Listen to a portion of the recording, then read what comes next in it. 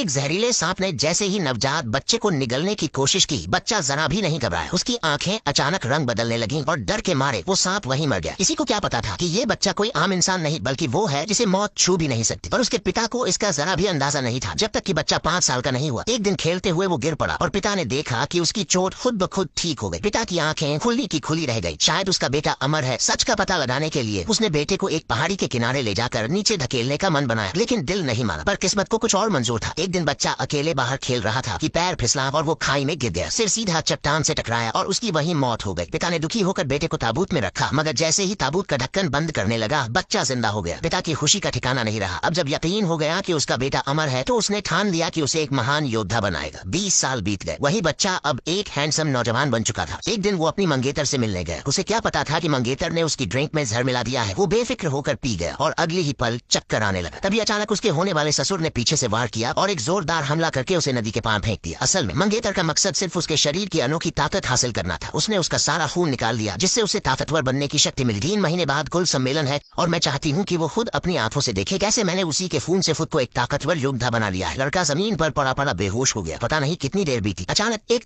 दार बिजली गिरी और उसके गले में लटकती ताबीज से एक चमक निकली। 3 दिन बाद जब वो उठा तो नौकरानी ने बताया कि उसकी मंगेतर ने अब 5 दिव्य शक्तियां सीख ली हैं और कुल की नई उत्तराधिकारी बनने वाली है। उसके माता पिता को भी घर से निकालकर लकड़ी के स्टोर में डाल दिया गया। लड़के ने खुद को फिर से ठीक करने की कोशिश की, मगर जैसे ही शक्ति बढ़ाई खून की उल्टी हो गई। खून ताबीज पर गिरा और फिर से वही ताबीज चमक उठा। इस बार न सिर्फ उसके जख्म भर गए बल्कि उसकी आत्मा को ताबीज के भीतर खींच लिया गया। ताबीज के अंदर उसकी खून की शक्ति फिर से बननी शुरू हो गई और इस बार पहले से भी ज्यादा ताकतवर। फिर ताबीज के अंदर से 3 दिव्य ग्रंथ प्रकट हुए। उसने कसम खा ली अब बदला लेकर रहेगा। वो दिन रात साधना में जुट गया। हालांकि अब वो पहले से कई गुना शक्तिशाली हो गया था, लेकिन अपनी मंगेतर को हराने के लिए उसे और शक्ति की जरूरत थी। कुल सम्मेलन नजदीक आ रहा था और वो जल्द ही परिवार की अगली लीडर बनने वाली थी। अपनी शक्ति और बढ़ाने के लिए वो अकेले ही मायावी पर्वत की ओर निकल पड़ा। वहाँ उसे एक प्राचीन राक्षसी जानवर मिल गया, लेकिन उसने एक ही मुक्के में उसे खत्म कर दिया। पता चला कि वो जानवर एक दिव्य औषधि रजत अमृत बूटी की रक्षा कर रहा था। जैसे ही वो औषधि लेने लगा उसे 2 अजनबियों की बातचीत सुनाई दी। वो मंगेतर के ही घर के गद्दार थे जो कुल सम्मेलन से पहले ही 10 लाख की चांदी की पर्चियां चुरा कर भाग रहे थे। उसने पहले तो ध्यान न देने का सोचा, मगर जब उन लोगों ने उसे देख लिया